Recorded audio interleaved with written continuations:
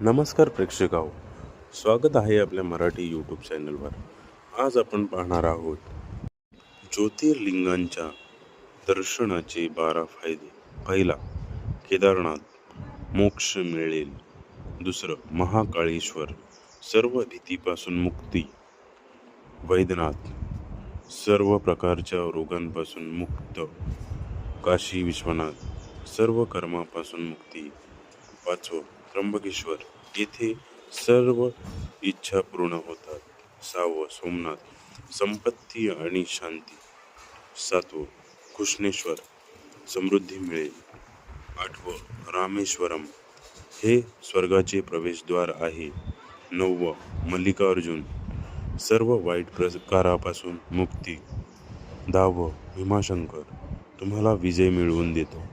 11वं, ओंकारेश्वर, आराम आणि शांती देते.